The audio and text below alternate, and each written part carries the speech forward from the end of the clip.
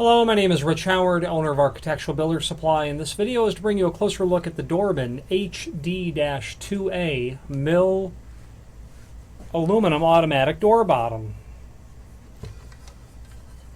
Here is what it looks like. This is a 36-inch door bottom, so it's a bit difficult to show to you in the camera all at once. You get a look at it and then we'll start talking about it. This is the hinge side, the side that has this, what I'll call the plunger on it. Here's the opposite side. Looks the same, just without the plunger. Weather stripping manufacturer Dorbin always typically sends their seals out just a little long so you can trim them specifically to length.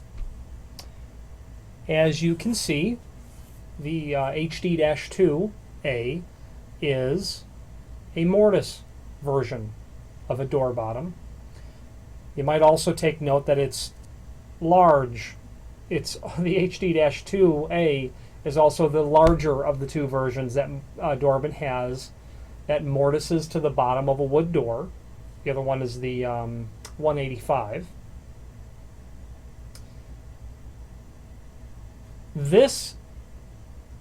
The HD-2A is specific in that it actually has two seals. It has the large closed cell neoprene seal that you see here, but then it also has that very soft pile seal that rides against the inside face of the aluminum extrusion, providing an additional barrier to the transmission of heat, cold, and a lot of people also use these to deaden the transmission of sound as well. This principle is common on STC rated doors, sound transmission control doors, and these items are often used by home studio engineers, musicians, places where the budget does not allow or the expenditure of several thousands of dollars for true STC rated doors. This material really helps. Also, you'll see these a lot in movie theaters as well. I've seen these. So let's talk now a bit about the operation of an automatic door bottom. I'm familiar with these. I've installed them several times. I have mortised doors for these as well. But before we talk about the installation, let's talk about the principle of an automatic door bottom.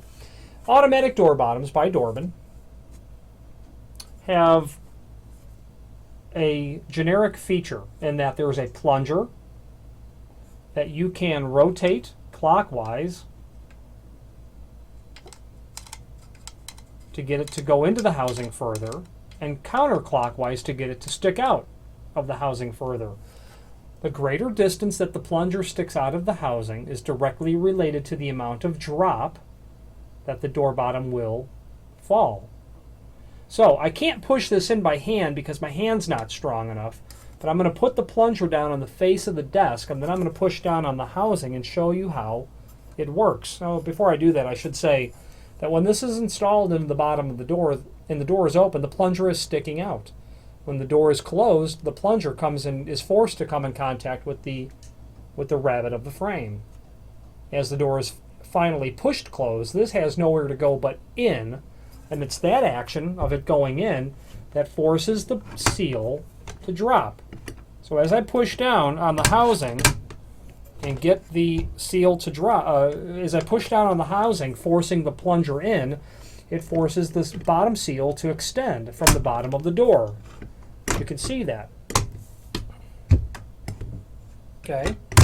What happens is that it doesn't come out evenly across the face.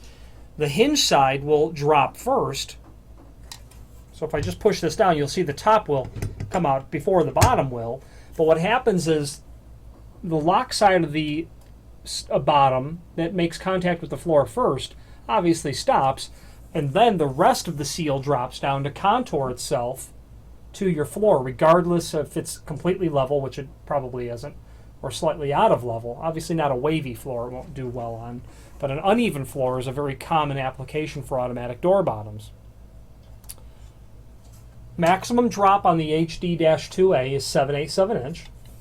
So the more that this sticks out, the more the drop will be. You don't want it sticking out a lot, because then what happens is, or more than it should, because what happens is as this is pushed in when the door is being closed, the bottom drops, and if it's being asked to drop too far, based on how far this is projecting out of the housing, at last half of an inch or so, you're technically going to be dragging this assembly across the floor, and you don't want that. It will damage this item. So you'll learn that. Don't overdo it. You want it just to make a nice seal. Rotate it a couple of turns at a time. And that's the way that you'll go about doing it. The HD-2 is extremely effective because simply the surface area of seal that you've got going on at the bottom, the width on that neoprene itself. See if I can actually get you to see that. Like, 5/8 of an inch. That's a lot of neoprene. And then, of course, you've got that pile that's on the inside, which you never see. Installation of this has to be done with the door off the frame, obviously. You've got to route this channel out in the bottom of the door, and it's a large channel. It's a very wide and very deep channel that you have to mortise. Probably, if you're looking at installing one of these, you've got an idea about how you're going to go about doing that. But if you don't, how I've done it in the past, well, when I've not had the benefit of a CNC router in my shop at that moment, I would take a plunge router. I would fixture the plunge router with like an L angle, and I would set the door down on sawhorses. Then I would take my plunge router with that L angle bolted to the base, and I'd rest the face of that L angle down on the door. And the center, from the face of the L angle to the center of the bit, I've already determined based on where I bolted it to the bottom of the router base. And then I would go in with my plunge router. I'd go in 1/4 inch, and I'd go down the whole door. And then I'd go in further and go down the whole door. And then I would do that. Obviously, having a 1-inch wide bit would be nice, but if you don't, you could simply just refixture the angle, the L angle on your router base, in order to then reposition and go down and do the rest of your cutout. Your cutout could be a little bit bigger, and I would probably recommend that that's not necessarily a bad thing, but you do want it to fit snugly, but not such that it's not completely in your mortise. And I'm not a carpenter, I'm not a woodworker, I'm just someone who's done this for a long time and have had to mortise doors and just done it the way I've done it. I do prefer the CNC method, of course. Attaching to the door is done via the holes that are just drilled in the bottom flange.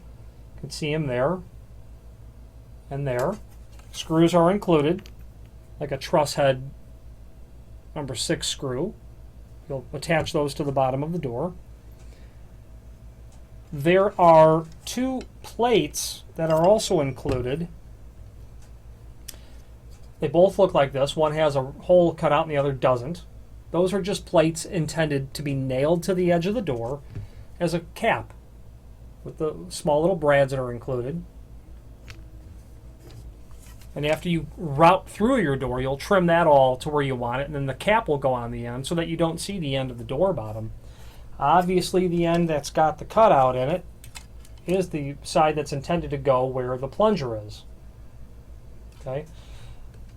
I would recommend the attaching of a plate onto the face of the jamb such that every time the plunger makes contact with your wood frame, assuming it's a wood frame, it won't over time indent and then destroy the frame. I would probably attach maybe like a washer that you could put on with a flathead screw, or just a flathead screw would be really good as well, like maybe a number 12 or 14 flathead screw, very short, that you could drill and countersink and just place in the frame to just use as a strike plate, so to speak, every time this comes in contact with the jamb, so that you're not destroying it. All of that pretty much covers the fundamentals of an automatic door bottom, and specifically the HD-2A. If you have any questions on this door bottom or any other door bottom by Dorbin or any other Dorbin product, please feel free to reach out to us. Thank you.